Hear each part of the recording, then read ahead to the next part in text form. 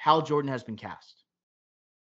Kyle Chandler will be playing an older version of Hal Jordan in this series. It had been rumored that Ewan McGregor was up for the role. It had been rumored McConaughey was up for the role. Timothy Oliphant, right? Names go on and on. No one had mentioned Kyle Chandler. Ricky Flex, what is your reaction to having an older Kyle Chandler, 60 years old, playing Hal Jordan? He doesn't look 60. Let's just get that away. He looks amazing. He's a good-looking dude. Coach Taylor, he does not look 60. 59, by the way. 59. Yeah, that's not. He doesn't. Yeah, he still looks young. But here's my problem with this. I love Kyle Chandler. Friday Night Lights, one of the greatest shows of all time. Bloodline, an underrated show. And Kyle Chandler, very good in both those. Super 8, I loved him in. Wolf of Wall Street, very good. Game Night, and I'll get back to Game Night in a second. I loved him in. It's just that you can't give us something. Is it Kevin Garnett meme? I think you alluded to this before. The Kevin Garnett meme, like, why would you show me if I can't have it? Why give us Josh Brolin? Why show us Ewan McGregor? Why tease us Matthew McConaughey? And then you go from the A-listers of A to Kyle Chandler, no disrespect, a C-lister. You can't do that. If they didn't do that, I would love this because I think Game Night, he has the comedic chops, but also that coach feel, an older Green Lantern, to kind of blend together and be a good older Hal Jordan. So I do like it. But you can't show us like that promise, that potential, and go 2 steps below. That's my only issue with it. My theory, Ricky, is that a bunch of other actors had passed on the role, and that's why they cast Kyle Chandler. And I think people were turned off from taking this role because it's going to be an older Hal Jordan. There's no guarantee you're going to see this character on the big screen. And it seems like they are trying to mold John Stewart as the premier Green Lantern of the DCU.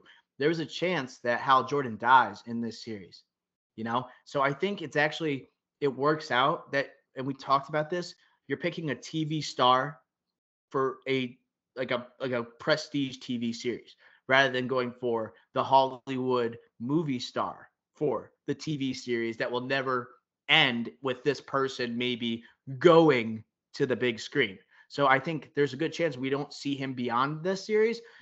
I do think it's a little weird because Kyle Chandler, to me, he is not chiseled. He's like a common man type of handsome. He's just like a regular guy, but it seems like that your 40-year-old mom would have a crush on. Yes. Like that's who he is. The coach. Like when I saw this casting, I was like, I don't know. This feels like my dad just got cast as the Green Lantern. It doesn't feel like, oh my God, we have our Green Lantern forever and ever. And I'm jacked for it in terms of I can't wait to see all the projects he's in.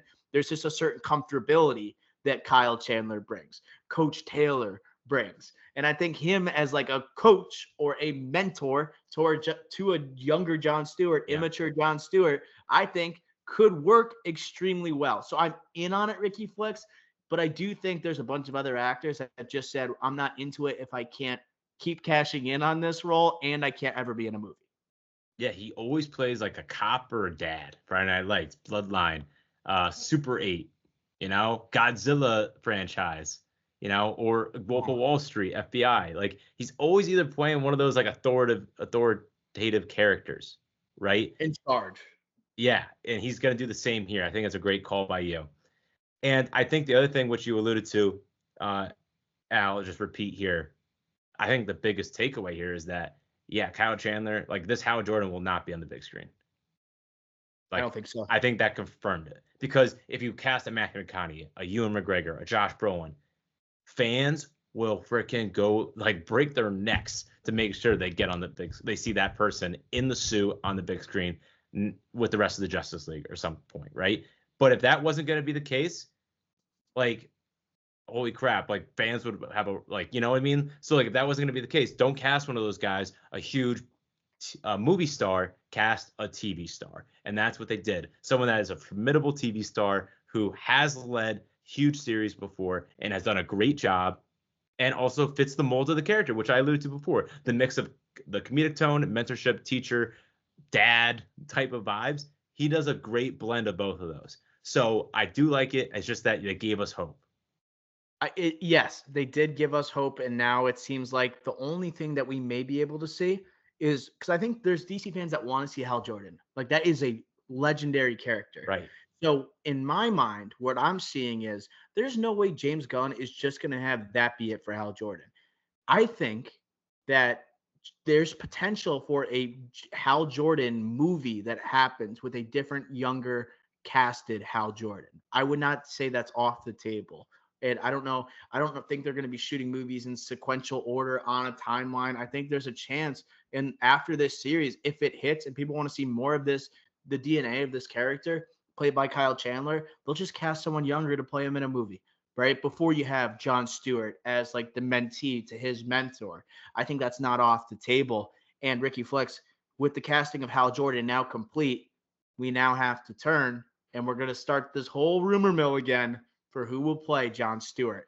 And I don't know if we want to play this game anymore, Ricky Flex. I can't suffer any more embarrassment for myself in this podcast for us to talk about name after name and they're not even close to signing on for Jon Stewart. That will kill me. So I think we have to wait until it's officially announced that we have Aaron Jon Pierre. Stewart. Don't do that. Don't do that. Because then I'll be like, Damson Idris, It's like I don't know. I don't even want to ask you who the favorite is or who you want to see because I don't want us to look dumb anymore. Hey, I don't care. I think the leader in the clubhouse is Aaron Pierre after Rebel Ridge, and him basically saying he's open to this. Like Aaron Pierre, David Johnson, Alien would love him. Romulus. Would love him. I'm fine with those are our big three: Aaron Pierre, David Johnson, and Damson Idris. Damson Idris. I mean, he's going to be an F1 with Brad Pitt, with Joseph Kosinski as a director. Yeah. That might be similar to like a mentor-mentee type of relationship that we're going to see with Brad Pitt as the mentor in the F1 movie, or maybe maybe a reluctant type of mentor Brad Pitt's going to be, but it's not about Brad Pitt. I think we might have the same type of archetype of a character for Jon Stewart. So I'm not going to rule that out either. Yeah, just thinking like Jon Stewart, not as funny as Hal Jordan. More serious tone. We just saw that Aaron Pierre, David Johnson for sure, and everything he's been in, and what you just mentioned. So I think that's like the type of relationship we're going for. Those are three great castings. If it's one of those three, we were right. If not, we'll be happy. We'll see if we're happy then.